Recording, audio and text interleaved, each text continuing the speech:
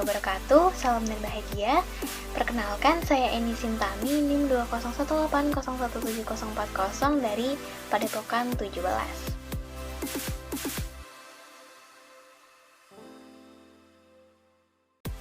Di sini saya akan menjelaskan tentang pentingnya pengembangan UMKM bagi warga desa dengan menerapkan ajaran taman siswa, yaitu ngandel, kendel, bandel.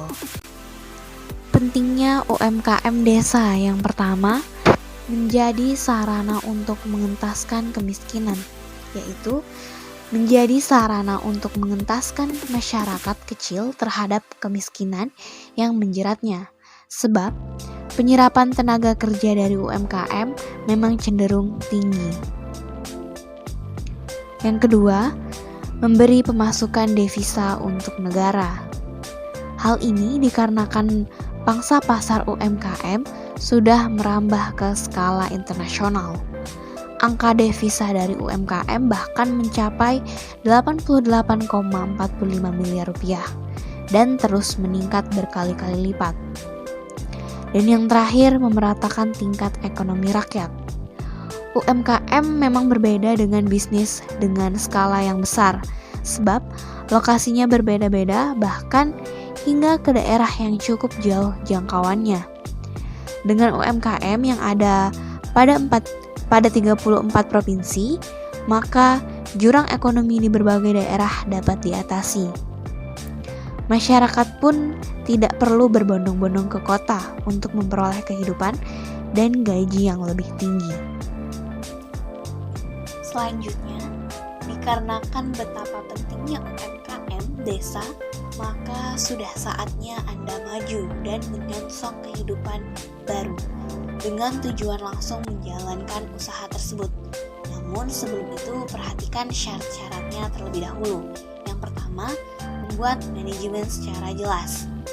Di sini harus memperhatikan manajemen usaha terlebih dahulu, mulai dari proses merekrut karyawan, pembukuan keuangan, hingga mengatur pengelola biaya.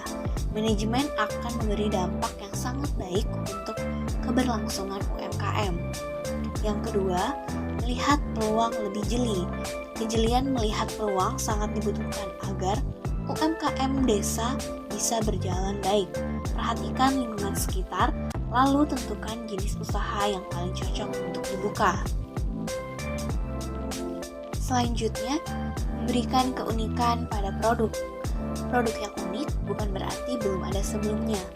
Anda hanya perlu membuat sedikit pembeda, apakah dari sisi kemasan, strategi promosi, dan sebagainya.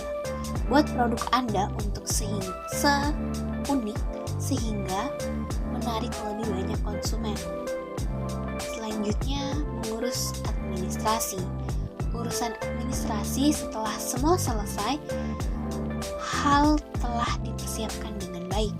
Meskipun usaha masih dalam skala kecil, tetapi administrasi bisa menandakan bahwa Anda benar-benar serius. Dan yang terakhir, mengurus perizinan usaha.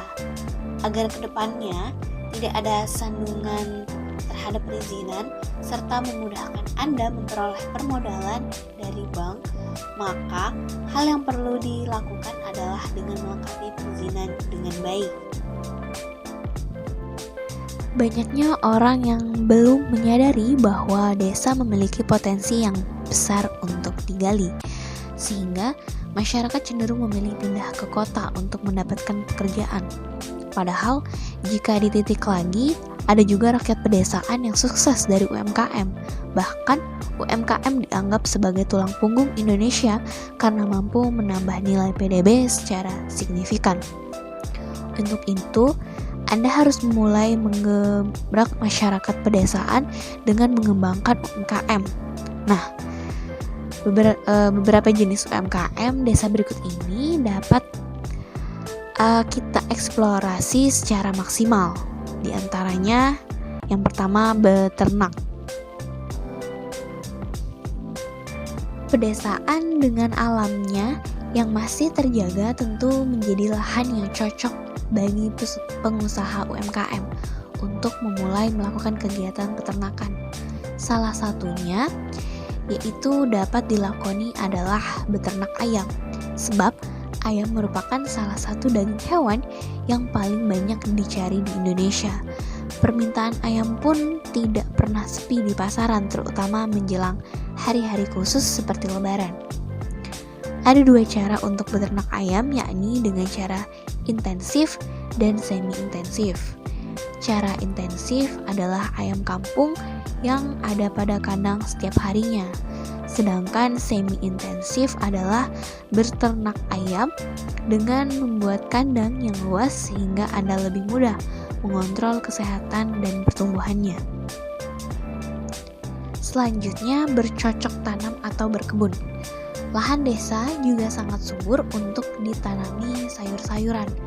Nah, Anda bisa memanfaatkan untuk bercocok tanam sebagai usaha yang cukup menjanjikan.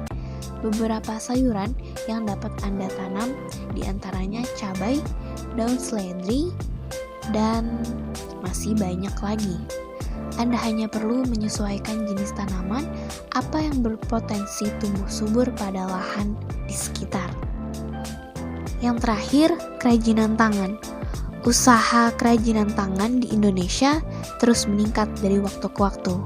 Penjualan secara ekspor pun bertambah sebanyak 1,35% dalam satu tahun, sehingga usaha ini memiliki peluang yang cukup besar untuk dapat berkembang. Di masing-masing daerah terdapat kerajinan khasnya tersendiri. Jika potensi ini dapat digali dan diberdayakan, maka akan menjadi sumber pendapatan yang sangat menjanjikan. Biasanya hasil kerajinan tangan dijual pada pusat oleh-oleh wisatawan atau bisa juga dijual di toko khusus. Selanjutnya, manfaat UMKM untuk desa. Yang pertama, UMKM yang dijalani di pedesaan memiliki banyak manfaat terutama untuk perekonomian nasional. Beberapa di antaranya dapat menyumbang nilai PDB atau produk domestik bruto. Bahkan di Indonesia, UMKM desa merupakan salah satu penyumbang terbesar. Selanjutnya, UMKM desa mampu mengurangi pengangguran dengan membuka lapangan pekerjaan baru. UMKM juga menjadi solusi yang efektif dalam permasalahan ekonomi pada kelas kecil sampai menengah. Manfaat UMKM bagi individu, yang pertama, lebih bebas secara finansial. Yang kedua, sebagai bentuk pengabdian diri serta bisa memperoleh pengakuan atas usaha yang dijalani. Yang ketiga, seseorang memiliki kemampuan dalam mengontrol diri sendiri. Yang keempat, tahan banting. Yang kelima, dapat menggali potensi yang ada di dalam dirinya. Yang keenam, bisa lebih mudah beradaptasi terhadap tuntutan zaman. Dan yang terakhir, menjadi penggerakan perekonomian masyarakat dengan lebih fleksibel dan inovatif. Dengan adanya program UMKM adalah agar para pelaku bisa mengembangkan keterampilan dalam berwirausaha serta bisa mempunyai kemampuan dalam menjalankan usaha kecil serta menengah. Program tersebut juga melatih pengusaha untuk bisa menerapkan keterampilan kewirausahaan, mengidentifikasi serta memilih proyek bisnis, dan bisa mempersiapkan perencanaan bisnis yang dapat dipresentasikan pada lembaga keuangan. Kemudian dengan menerapkan ajaran taman siswa, yaitu ngandel, kendel, bandel. Sifatnya yang pertama ngandel, yaitu percaya jika kepada kekuasaan Tuhan dan percaya kepada diri sendiri.